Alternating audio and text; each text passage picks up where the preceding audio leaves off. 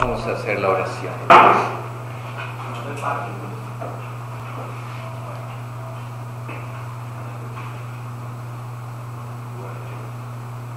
Padre Celestial, envía sobre nosotros tu Divino Espíritu para que cambie nuestro corazón en otro, hecho según tu divina voluntad.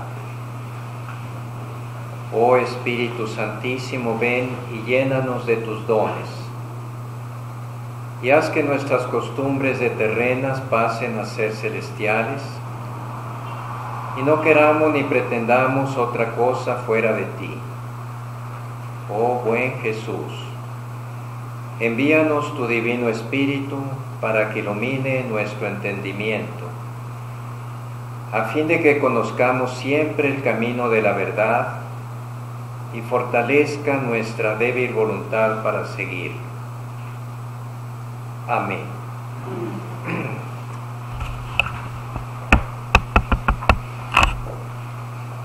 Bueno, pues ahora parece que la caballada está más flaca, no agraviando a los presentes. Se desacostumbraron, pensaban que era todo el resto del año la vacación. Recuerden pues que estamos viendo ya la última parte del catecismo, que trata de la oración. ¿Por qué toda una parte de las cuatro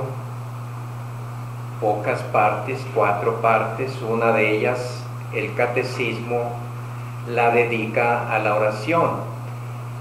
¿Por qué, si el catecismo es el libro de nuestra fe, por qué tanta importancia a la oración? Pues ya algo hemos visto y algo más vamos a ver.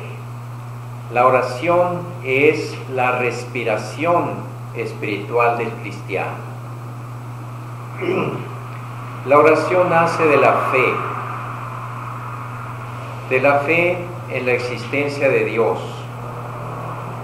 pero una fe iluminada por la revelación.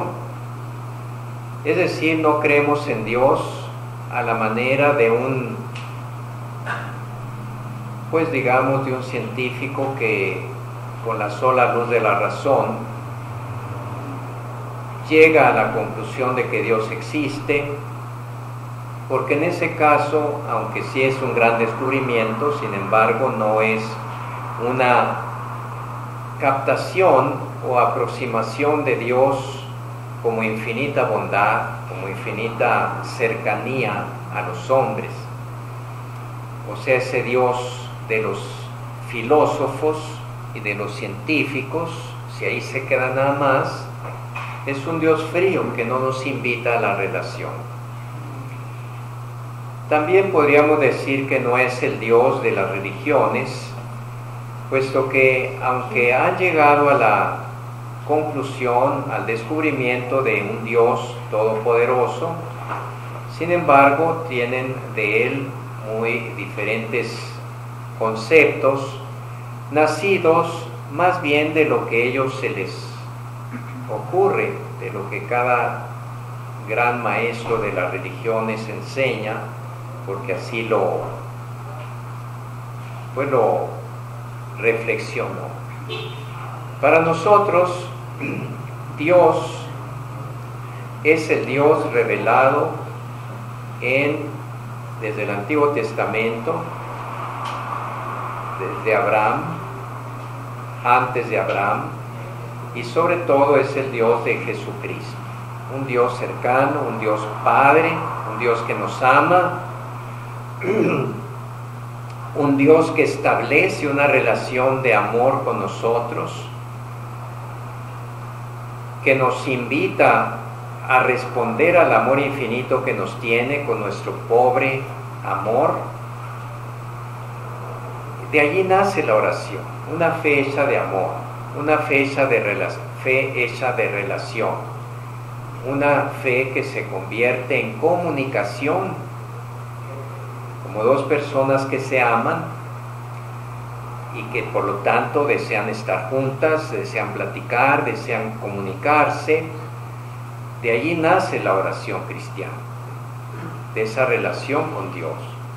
Y más cuando sabemos que ese Dios existe en 3 personas, una de las cuales se hizo hombre, vino a vivir entre nosotros, se hizo hermano nuestro y nos enseñó a orar, dado que Él como hombre era consciente de que su naturaleza divina la compartía con su Padre Dios y tenía con su Padre Dios una relación íntima, una relación profunda que se expresaba en la oración.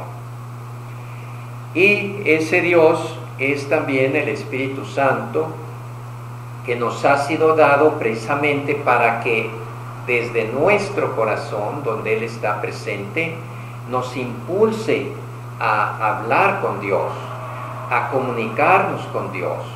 O sea, oramos en el Espíritu Santo, con la ayuda del Espíritu Santo, pero además oramos con los sentimientos de Jesús, del Hijo. Nuestra oración es una oración que tiene que ver con la Santísima Trinidad, es relación con la Trinidad. Sin embargo, aunque para el cristiano la oración es algo espontáneo, algo que brota, que surge de su misma fe, la oración no es fácil, no es fácil. Por algo la descuidamos tan fácilmente, por algo le sacamos la vuelta muchas veces. Tal vez eso esté en proporción directa con el grado de fe que tenemos y con el grado de amor que tenemos a Dios. Mientras menos fe, o mientras más débil nuestra fe y nuestro amor a Dios, nuestra oración es más débil. Pero además la fe se alimenta con la oración. De manera que si no oramos porque no tenemos fe, se convierte en un círculo vicioso. Y de allí resulta que la oración no debe ser solo un impulso afectivo, sino una decisión.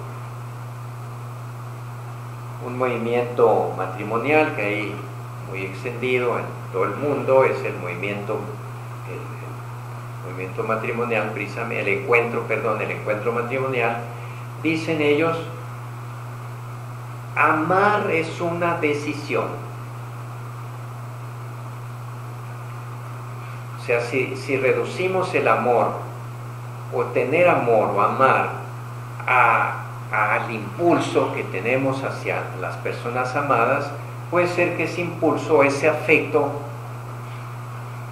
se debilite o desaparezca, y entonces pues el amor o la relación con las personas amadas se viene abajo o se debilita. Mientras que si uno está convencido, por ejemplo, el esposo, de que la esposa es su esposa, de que los hijos son sus hijos, puede ser que de repente no tenga ninguna ganas de compartir con ellos, de ir a cenar con ellos, mejor se va de parranda, lo que sea. Pero dice, no, es mi esposa que me está esperando en casa, son mis hijos con los que tengo que convivir. Entonces, de ahí viene esa conclusión: lo primero es lo primero, a lo que tengo que atender, porque estoy convencido de que ese es un valor. Y puede ser que no tenga ganas, pero estoy convencido de que eso es lo mejor, de que eso es un valor, y le voy a dar prioridad en mi vida. Pues así también la oración. A veces no tenemos ganas de ir a misa el domingo. Estaríamos mejor ahí sentados o dormidos o acostados para descansar, o viendo el fútbol, etcétera, ¿no? Pero ahí viene la convicción. La misa es la misa. La misa es lo primero, y lo primero es lo primero.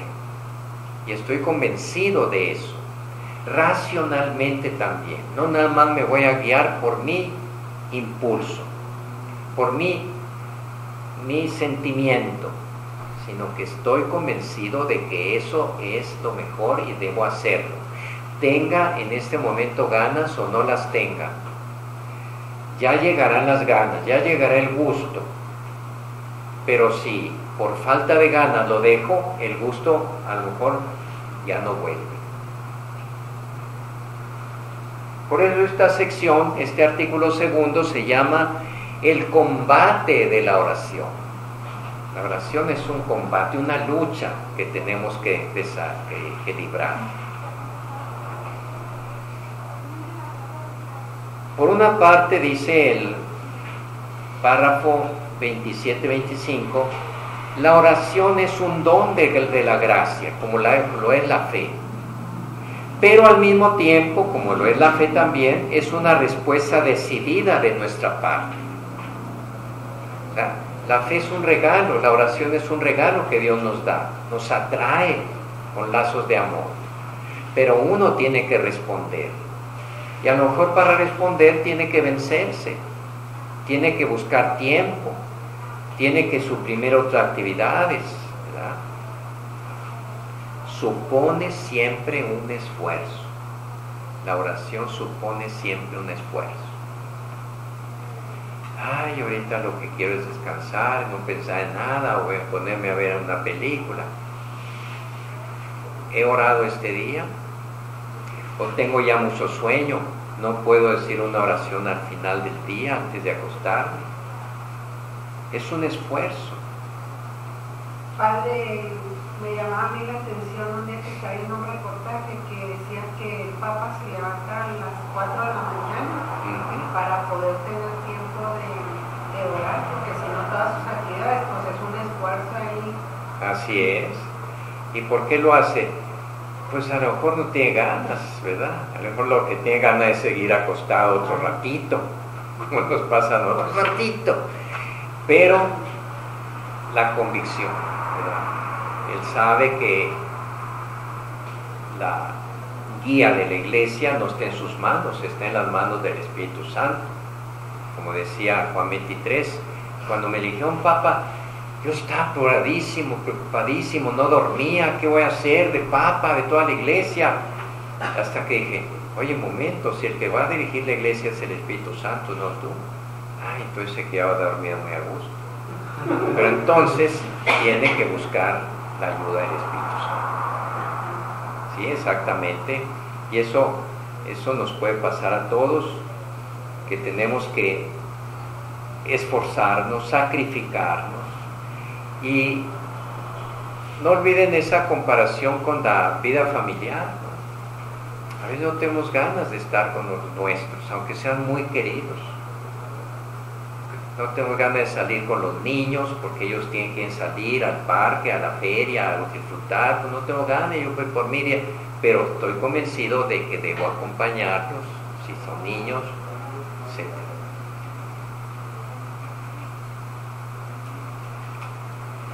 Los grandes orantes de la antigua alianza y la misma Madre de Dios y los santos nos enseñan que la oración es un combate, una lucha, una guerra. ¿Contra quién? Pues contra nosotros mismos, contra las astucias del tentador, que hace todo lo posible para separarnos de la oración, de la unión con Dios. Vienen las preguntas, bueno, ¿y qué voy a ganar con estar un rato de oración? ¿No estaré perdiendo el tiempo? Ahorita lo puedo dedicar a trabajar más, a hacer las cuentas, a arreglar la casa, a atender la tienda, etc. ¿Qué voy a ganar con la oración? Viene el espíritu utilitario. Obviamente, la oración es un espacio de gratuidad. Miren qué bonita frase, dice el catecismo. Se ora como se vive, porque se vive como se ora. Entre la oración y la vida hay una relación muy íntima, muy estrecha. Se ora como se vive y se vive como se ora. Ahora, si es una oración auténtica y verdadera, que es un encuentro sincero, profundo, de lo más profundo de nuestro ser con Dios, que es la belleza infinita, la bondad infinita, entonces, obviamente, nuestra oración va a ser correcta y influirá en nuestra vida. Ustedes se imaginan, se pueden imaginar siquiera un delincuente, un criminal, no que cometió un crimen y por desgracia pues lo está pagando, sino alguien que está en eso, que se dedica a eso, al robo, a la trata de blancas, al narcotráfico, a la corrupción, que oren. Pues a lo mejor sí le ora a la Santa Muerte, ¿verdad? Porque la Santa Muerte le va a decir, qué bien, muy bien, todo lo que está haciendo está perfecto, bien. ¿Por qué? Porque son dioses falsos que son proyección de uno mismo, que uno mismo los crea para que ellos a su vez le aprueben a uno lo que les da gana. No, pero el Dios verdadero no es insobornable. Es insobornable. Un criminal, un pecador empedernido que se pone a orar de veras, que se pone en comunicación con Dios, que le dice simplemente hágase tu voluntad, perdona nuestras ofensas, perdóname mis ofensas como yo perdono, que lo hace sinceramente, pues tiene que cambiar. Se está comprometiendo. Entonces se vive como se ora y acaba orando como vive. La oración es un reflejo de la vida y la vida es una consecuencia de la oración. Por eso había que preguntarnos qué tan auténtica es nuestra oración cuando seguimos siendo iguales con los mismos defectos o con los mismos malos hábitos que tenemos a veces. ¿Cómo es posible que oremos y que nuestra oración no nos lleve a cambiar?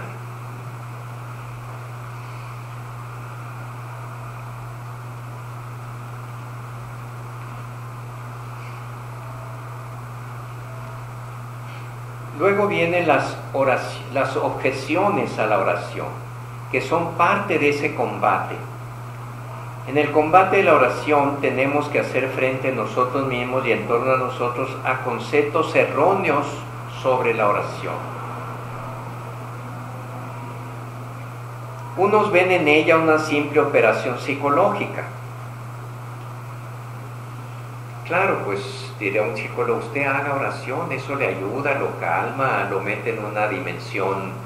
Y entonces en ese caso lo mismo es recomendarle la oración cristiana que la oración trascendental o budista o lo que sea, ¿no? Es un ejercicio de silencio, de introspección, de calma, pues que psicológicamente le va a ayudar. Pero la oración cristiana no es eso. Es eso también de pasada, ¿verdad? Pero es una comunicación con la bondad infinita, con la verdad infinita, con la sabiduría infinita. Es una actitud de fe, no es nada más un beneficio psicológico. Otros lo reducen a un esfuerzo de concentración para llegar a un vacío mental. Les decía, pues puede ser una oración oriental, de estilo budista, hacer un vacío para despreocuparme de los problemas del mundo y míos, como decir, me voy a vaciar de todo para sobrevivir. Pero en la oración no podemos hacer eso. Aún los ermitaños católicos, los monjes que están allá en la soledad de su convento, de su monasterio, allí tienen presente al mundo con todos sus problemas. Y un ejemplo muy grande de eso es Thomas Merton, un monje norteamericano que se convirtió, era ateo, se hizo monje trapense, y sus libros que escribía ese monje, que además de Ya ser monje en el monasterio es mucho decir, pero él además vivía una experiencia de ermitaño allá en una celda en el bosque. Bueno, pues sus libros reflejan la gran problemática del mundo, sobre todo en aquellos años que le tocó vivir, que eran los años de Vietnam, de la guerra de Vietnam, los años de la rebelión de los jóvenes en el 68, etc. En la oración no podemos hacer un vacío de tipo budista. Otros la reducen a actitudes y palabras rituales, como si el mismo rito en sí fuera toda la oración. La oración, sobre todo cuando es comunitaria, exige un orden. Y eso se ve muy claramente expresado en la liturgia. Porque así cada quien habla lo que quiere y dice lo que quiere, pues aquello es un caos, ¿no es cierto? Tiene que haber un orden, incluso para que estéticamente resulte agradable, si no, pues sale uno corriendo. Pero la oración no consiste en primer lugar en decir ciertas palabras en cierto momento con ciertos gestos. Eso es como una armadura que ayuda a la oración a realizarse comunitariamente. Para muchos cristianos, orar es una ocupación incompatible con todo lo que tienen que hacer. No tienen tiempo. Y ciertamente hay mucha razón para decir eso en estos tiempos tan ocupados, tan agitados, en que desde el amanecer hasta el anochecer andamos corriendo. No tengo tiempo. Hoy precisamente el evangelio que nos tocó en misa, ¿alguien se acuerda? El de Marta y María. El de Marta y María, ¿verdad? Marta anda toda preocupada allí y con muy buen sentido, ¿verdad? Con muy buena intención, atendiendo a Jesús, haciendo la comida, preparando la mesa, y María está helada y a los pies de Jesús escuchando, con la boca abierta. Y Marta pues se molesta, ¿verdad? Porque la otra está ahí sin ayudar, hasta yo me voy a molestar. Pero le dice Jesús, oye, no todo es correr, no todo es, como dice esa fábula, tantas idas y venidas, tantas vueltas y revueltas, quiero amiga que me digas, ¿son de alguna utilidad? Que le dice el caballo a la ardilla, porque y a veces creemos que por tanto movernos vamos a hacer más. Y a lo mejor parar ese frenesí para dedicarlo a la oración, esa actividad tendrá más resultado, porque la haremos con más sabiduría, con más fortaleza, etc. Sacada de la oración. El gran pretexto, la gran dificultad en ese combate de la oración, no tengo tiempo.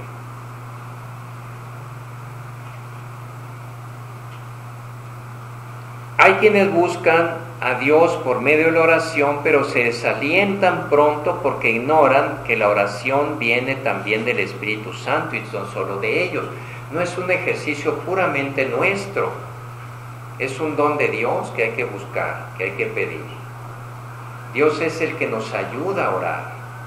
No es un ejercicio pelagiano, es decir, de una antigua herejía, que es muy moderna, por cierto, que uno cree que la eficacia de sus actividades, incluso espirituales, va a depender del esfuerzo personal únicamente. No, primero que nada depende de Dios. Entonces, es el Espíritu Santo el que ora en nosotros. Lo que tenemos que hacer es dejarnos llevar, ¿verdad? Ponernos en sus manos, bajo su inspiración.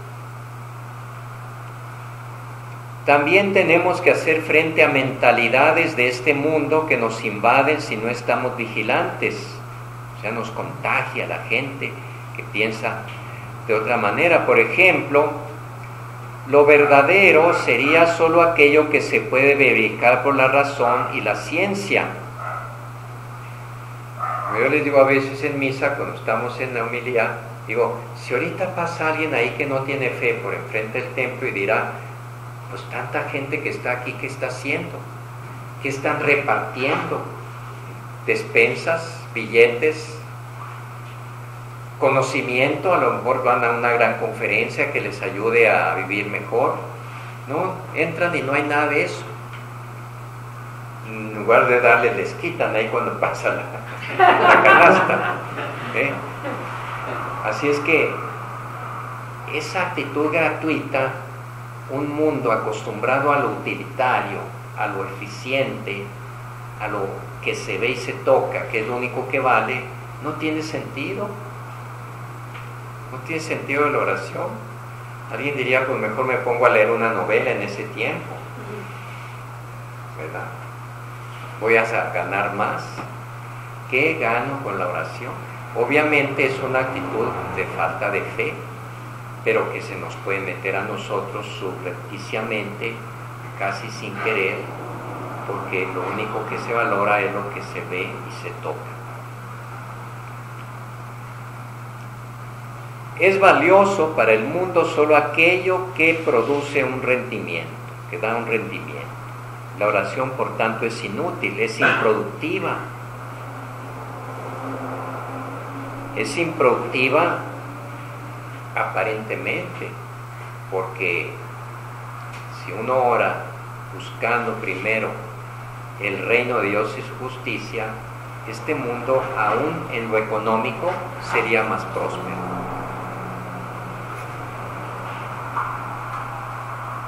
El otro problema que es fruto de la mentalidad actual, el sensualismo y el confort adoptados como criterios de verdad, de bien y de belleza, ¿verdad?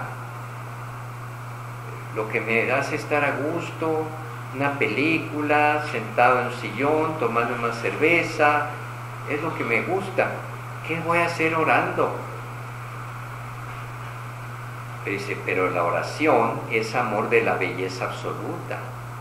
Y realmente el que está en oración no está descuidando ni el bien ni la belleza, sino que se está yendo a lo verdadero, a lo definitivo. Por reacción contra el activismo se da otra mentalidad según la actual. La oración es vista como posibilidad de huir de este mundo. Es lo que les decía hace un momento. Esa es una oración más de tipo budista que hace un vacío y una abstracción de todo lo del mundo, y precisamente un gran maestro de yoga es el que va avanzando en esa creación, por decir así una palabra, de un vacío, de una abstracción, de un olvidarse del mundo. No, la oración, ya les dije, no es eso, la oración cristiana. Es traer a la oración los grandes problemas del mundo, pero sabiendo que no dependen de nosotros la solución. No nos van a agobiar, sino que los vamos a poner en las manos de Dios, como dice un salmo muy hermoso. Arroja en Dios tus preocupaciones y Él te sustentará. Pon tus preocupaciones, tus cuidados, tus angustias en el Señor y Él se encargará de ellos. Por último, en este combate hay que hacer frente a lo que es sentido como fracasos en la oración.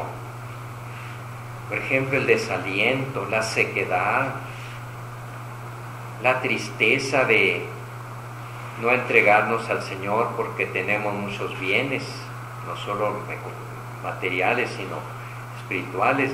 Decepción por no ser escuchados según nuestra propia voluntad, herida de nuestro orgullo, alergia a la gratuidad de la oración. La conclusión es siempre la misma: ¿para qué orar? Ya habíamos dicho que nos hemos acostumbrado demasiado a orar únicamente cuando necesitamos que Dios nos conceda generalmente un bien material, salud,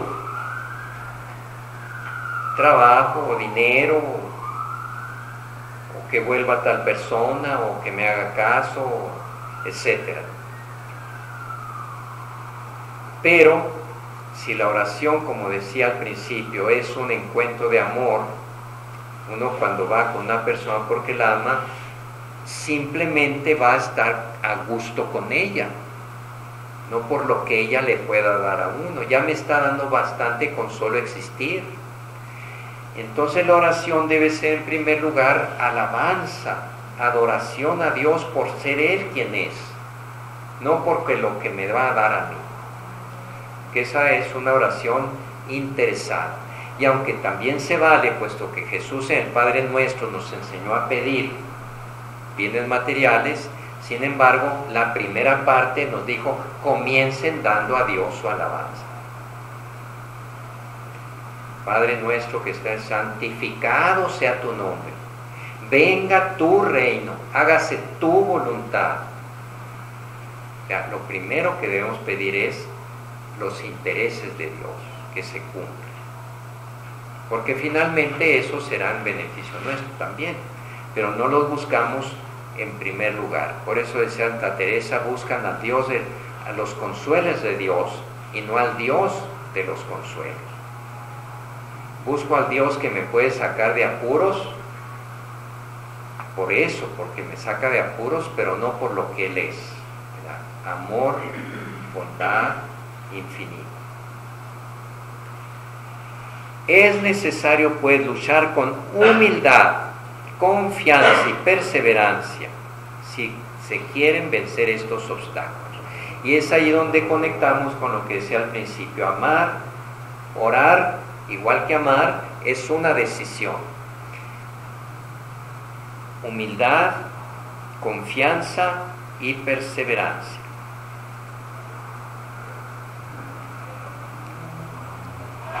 Una dificultad habitual en la oración es la distracción. Te pone uno a orar y al rato la imaginación anda en todas partes menos allí. Como le decía Santa Teresa, la imaginación, la loca de la casa. ¿Quién la controla? Así es que se pone uno a orar y ya está pensando en todo menos en que está delante de Dios. Y eso se da en la oración vocal, cuando rezamos oraciones vocales, ¿verdad? Que la reducimos finalmente a puras palabras, ni sabemos ya lo que estamos diciendo. Pero no crean que suena la oración vocal. La distracción de un modo más profundo puede referirse a aquel al que oramos, tanto en la oración vocal, por ejemplo liturgia personal, como en la meditación y en la oración contemplativa. Se nos va la imaginación por otro lado, ya no sabemos con quién está. Aquí dice algo muy curioso, a ver si ustedes lo captan, yo no mucho. Salir a la casa, o a cazar, por Z, de la distracción, es caer en sus redes. O sea, si uno se concentra en quitar esa distracción, pues se distrae más. Basta volver a concentrarse en la oración y pum. No hacer un discurso de por qué me distraje, esto que estoy así pensando está bien, pues ya está distraído. La distracción descubre al que ora aquello a lo que su corazón está pegado. Esto es muy sabio. La distracción nos está revelando que finalmente nuestra atención no está puesta en Dios, porque tal vez tenemos más interés en otra cosa que en Dios. Igual que cuando otra persona nos habla y uno está en la luna pensando en otra cosa. Oye, te estoy hablando. Pero cuando uno tiene mucho interés en esa persona, le escucha con atención, ¿verdad?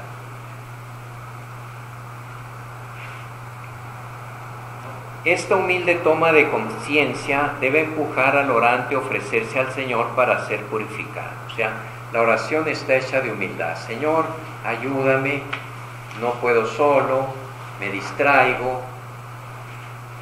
Finalmente, no tiene que ser con palabras la oración. Ya les decía yo esa anécdota curiosa de del campesino, del cura de Ars.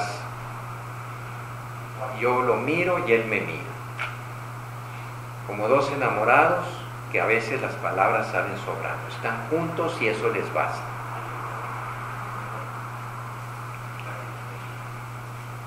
Por eso el combate contra el yo posesivo y dominador, hay que estar en vigilancia. Jesús insiste mucho en la vigilancia, en estar siempre con la mirada puesta en Él. ¿Qué pasó con las 10 muchachas necias? Eran 5 muchachas necias y 5 prudentes, y las 5 necias pues se distrajeron, se pusieron a pensar en todo, se durmieron, menos en que iba a venir el novio, el esposo. Y vino y las encontró distraídas. Otra dificultad muy común es la sequedad, no siento nada. Miren que Santa Teresa pasó años y años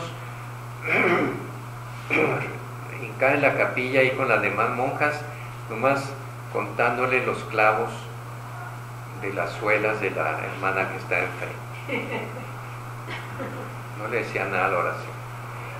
Y últimamente hay una revelación de los diarios de las cartas de la Madre Teresa de Calcuta en que también sintió eso. Todos los santos la han sentido. San Juan de la Cruz, maestro de la oración, habla de la noche oscura.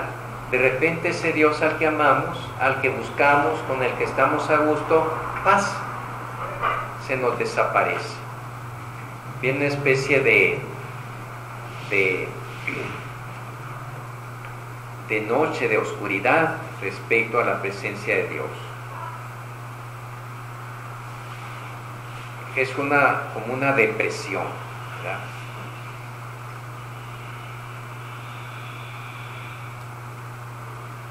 La tentación más frecuente, la más oculta, es nuestra falta de fe, finalmente. Cuando se empieza a orar se presentan como prioritarios 1000 trabajos y cuidados que se consideran más urgentes. Una vez más es el momento de la verdad del corazón y de clarificar preferencias. Un santo de esos que se distingue mucho en la caridad hacia los enfermos decía, mira, si estás orando y te viene a buscar porque un enfermo que te necesita, ve a buscar al enfermo. No dejas a Dios por Dios. Lo estás buscando en la oración, pero vas a buscarlo en tu hermano enfermo. ¿De acuerdo? Esa actividad es oración también, ¿verdad? Pero si voy a mis negocios y a mis asuntos, y a que tengo que arreglar la casa y que no sé qué, y por eso no oro, entonces dejo a Dios simplemente. Una vez más es el momento de la verdad del corazón y de clarificar preferencias. ¿A qué le doy yo más importancia en mi vida? ¿Qué es para mí lo primero? Todo esto se concentra o se resume de alguna manera en la palabra asedia o asedía, que es una especie de desabrimiento de las cosas espirituales. Ciertamente hay gente como más espiritual, a lo mejor por naturaleza, porque así es su psiquismo y así es su manera de ser, más mística, y lo mismo puede caer en la mística cristiana que en la mística musulmana que en la budista. ¿Por qué? Porque así es él. Pero de todos modos, aunque no seamos muy inclinados a la oración, todo cristiano debe garantizar un grado suficiente de oración, aunque otros le dediquen más tiempo porque se sientan más a gusto en él. Pero la asedia consiste en que no me sabe nada, no me dice nada, siento pereza.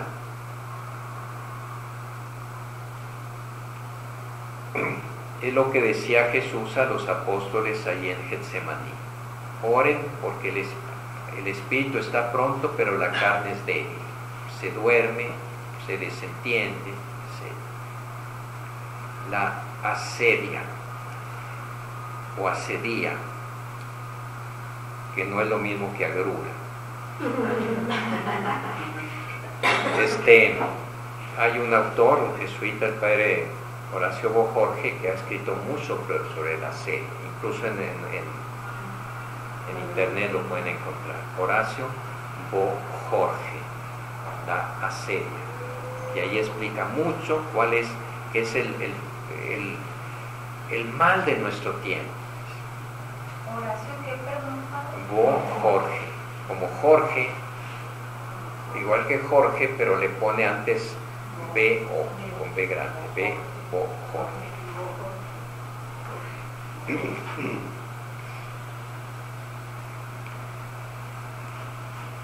La oración exige de nosotros, o nos está pidiendo, una confianza filial. Con esa confianza con que Jesús hombre se ponía bajo la mirada de su Padre Dios. Y eso le hizo fuerte para enfrentarse al terrible drama de su pasión. Se puso humilde y sinceramente en las manos de su Padre. La confianza filial, especialmente en la tribulación. Especialmente cuando se ora pidiendo para sí o para los demás. Hay quien deja de orar porque piensa que su oración no es escuchada. Y aquí se plantean dos cuestiones. ¿Por qué la oración de petición no es escuchada? ¿O cómo la oración va a ser escuchada? Primero, la oración puede no ser escuchada porque no oramos con fe, o bien porque no pedimos lo que nos conviene. Imagínense, alguien que tiene una vida que como fruto de su vida muy desordenada, en el campo sexual, adquiere el SIDA, el síndrome de inmunodeficiencia adquirida, el VIH. Bien, y le pide, ahí pues cae en la cuenta de lo que le está pasando y le pide a Dios con toda su alma que aquellos estudios que se hizo sean equivocados, que vuelva a ser y ya no salga. ¿Cómo sabe él, si Dios sí sabe que le conviene más estar enfermo para su salvación eterna? Porque a lo mejor si no está enfermo vuelve a adquirir confianza en sí mismo y le sigue dándole vuelo a la hilacha. En cambio, ¿cuántos por una enfermedad, SIDA o lo que sea, cambian de rumbo? Como San Ignacio de Loyola, que era un soldado despreocupado de las cosas de la fe, pero aprovechó una larga convalecencia por una herida de un cañonazo que le metieron en la pierna. Comenzó a comprender que la vida no era la que llevaba, sino la verdadera vida estaba en otra parte, estaba en Dios. Y gracias a esa bala tenemos a San Ignacio.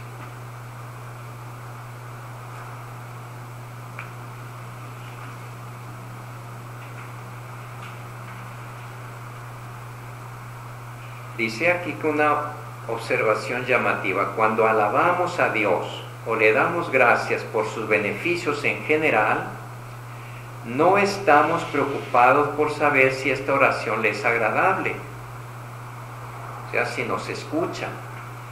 Interesante, cuando lo alabamos y lo bendecimos y lo adoramos, no nos preguntamos, bueno, ¿qué respuesta tengo? O sea, no esperamos respuestas, simplemente le estamos dando. Pero cuando le pedimos algo, sí nos sentimos frustrados porque esperamos una respuesta concreta. El aumento de sueldo pedimos.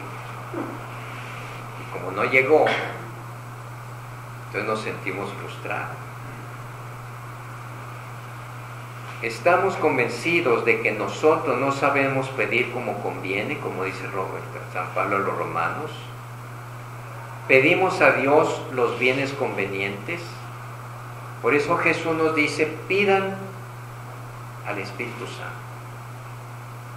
Si toda nuestra oración estuviera en alabar a Dios, bendecirlo, darle gracias, y en pedirle, pero al Espíritu Santo, haríamos mucho bien. ¿Por qué? Porque el Espíritu Santo nos enseñaría a orar, pondría nuestra voluntad en sintonía con la voluntad de Dios, y a Dios le pediríamos lo que Dios quiere que le pidamos. ¿Y qué es lo que Dios quiere que le pidamos? Lo que más nos conviene, porque Él siempre quiere nuestro bien.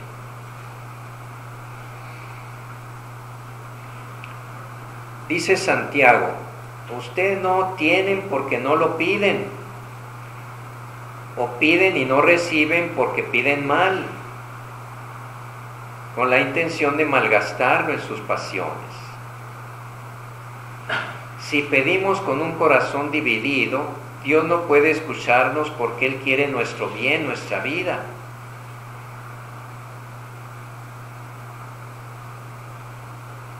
Dice San Agustín, no te aflijas si no recibes de Dios inmediatamente lo que pides. Es Él quien quiere hacerte más bien todavía mediante tu perseverancia en permanecer con Él en la oración. O sea, como que Dios sabe que el que perseveremos en la oración pidiéndole nos mantiene en comunión con Él, en comunicación con Él, y ese ya es un bien mucho mayor que lo que le estamos pidiendo. No sé si me explico. Porque si uno consigue luego lo que le pidió a Dios, ya se olvida de Dios, porque era una actitud utilitaria, como los leprosos que le pidieron que lo sanara, lo sanó, ¿y qué pasó? Se fueron, se olvidaron de Jesús. Nomás uno volvió. Entonces, es más valioso que estemos en comunión con Dios, aunque estemos enfermos, que estar sanos sin Dios. Eso es juzgar según las cosas, según una visión de fe.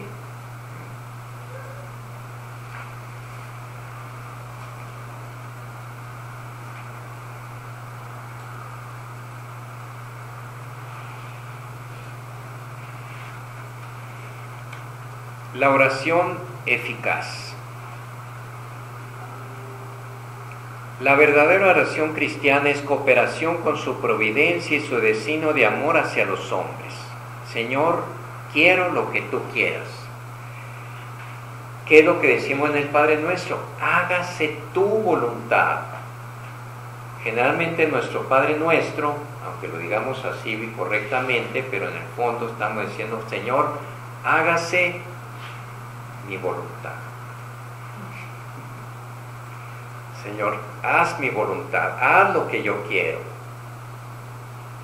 Yo quiero estar sano, yo quiero ganar más dinero, yo quiero ir a tal parte, yo quiero que me responda tal persona. Yo quiero, yo, para mí, conmigo. Pero ¿cuáles son los intereses de Dios? Hágase tu voluntad en la tierra como en el cielo. Venga tu reino, reina tú en los corazones.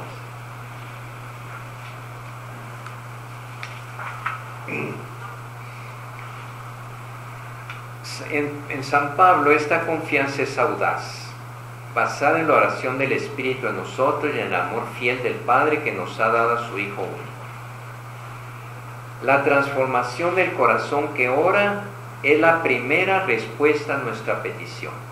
Por ejemplo, ¿cuántos millones de gente, y sobre todo enfermos, van a Lourdes, al santuario de Nuestra Señora de Lourdes en Francia, que es uno de los santuarios más visitados y especializado en enfermos? Algunos se curan, pero muchos no se curan. Y sin embargo, los que no se curan más que si se curan. Parece que estoy jugando con las palabras. O sea, muchos vienen igual que llegaron enfermos, pero vienen transformados. Y ese es el gran milagro que se repite continuamente. Los milagros de curación son muchos, pero son contados con los dedos de la mano. Tal vez con los 10 de los manos y los otros 10 de los pies. Porque la iglesia, estudiándolos, ha probado muy pocos. A lo mejor son más, pero la iglesia es muy cuidadosa y muy exigente y dice, no, tengo que estar segura. Pero las transformaciones espirituales que se han dado en Lourdes son mucho mayores y más importantes como las que se dan en Medjugorje. Como aquel médico famoso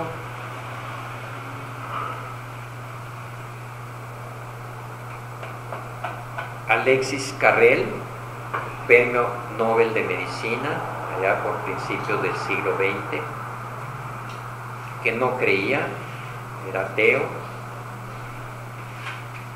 y un médico amigo suyo iba a llevar a un enfermo a Lourdes. Estaba tan enfermo que necesitaba llevar un médico de compañía, pues, para lo que se ofrecieron. Y ese médico se ofreció a acompañar a esa persona enferma, una señora. Pero algo se le atravesó y le pidió a su amigo Alexis o Alejo que por favor lo sustituyera. Ya no podía decirle que no al enfermo. Y él, por hacerle el favor a su amigo, llevó a la enferma. Creo que la enferma se curó, me parece que sí, pero el que más se curó fue él. Alexis Carrel se convirtió en aquel santuario, lleno de gracias de Dios, volvió con fe. Entonces, vean cómo nuestra manera de juzgar es diferente a la manera de juzgar de Dios. El bien y el mal para nosotros es una cosa y para Dios a veces es otra. Como dice Isaías, mis caminos no son sus caminos, ni mis pensamientos son sus pensamientos. Dios juzga de diferente manera y tenemos que tratar de acomodarnos a la manera de ser de Dios. ¿Y cómo? Diciéndole sinceramente en el Padre Nuestro que tanto rezamos, hágase tu voluntad y no la mía.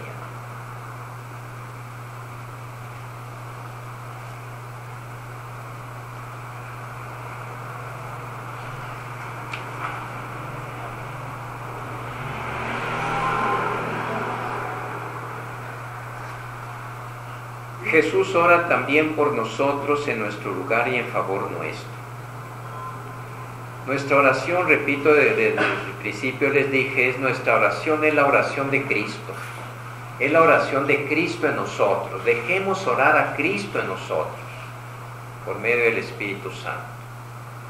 Porque Cristo es el que sabe cómo comunicarse con su Padre Dios. Es Cristo el que sabe orar, no nosotros. Nuestra oración debe ser calcada o al unísono o en Cristo.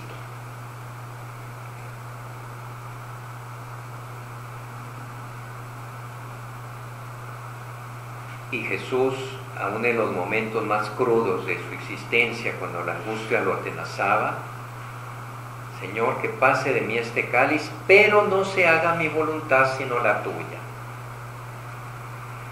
Porque aunque a mí me parezca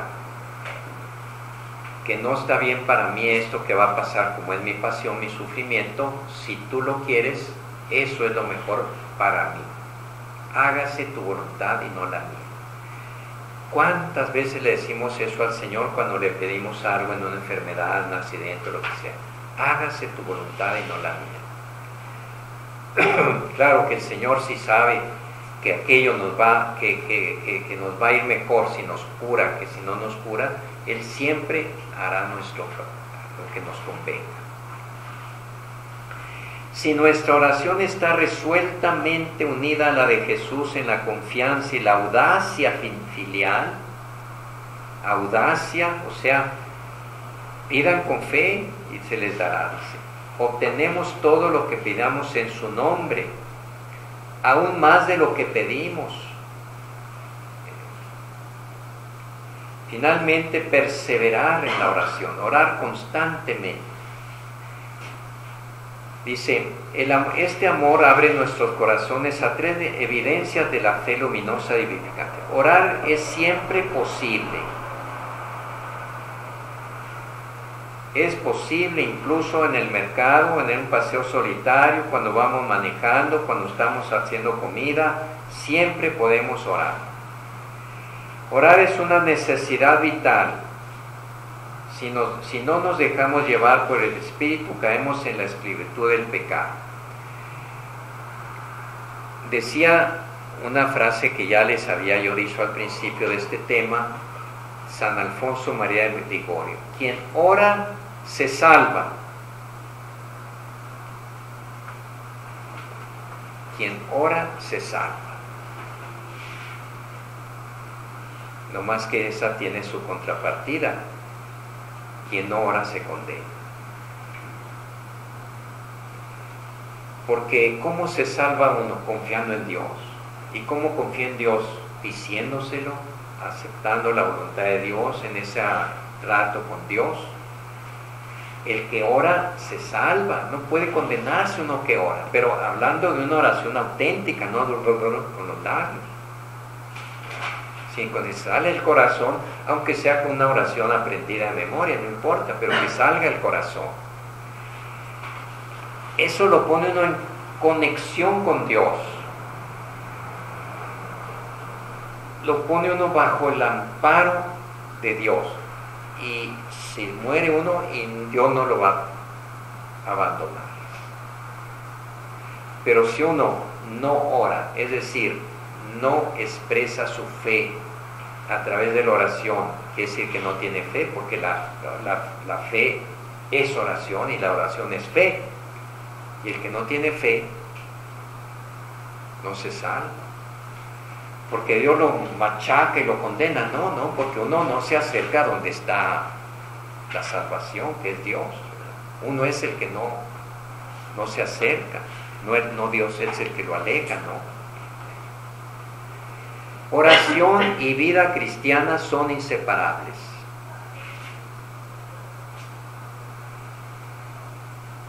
Decía Orígenes, un santo padre se llamaba, yo no tengo la culpa, Orígenes: ora continuamente al que une la oración a las obras y las obras a la oración. Solo así podemos encontrar realizable el principio de la oración continua. Hay que orar siempre, dice San Pablo, sin desfallecer. Pero siempre, ¿qué quiere decir? Pues siempre, todas las horas del día. Entonces, a la hora que estemos haciendo cualquier cosa, nuestro pensamiento, nuestro deseo debe estar puesto en Dios. Como les decía, aunque estemos haciendo otra cosa. Pero claro que los momentos dedicados específicamente a la oración son los que van a darle a la oración su consistencia.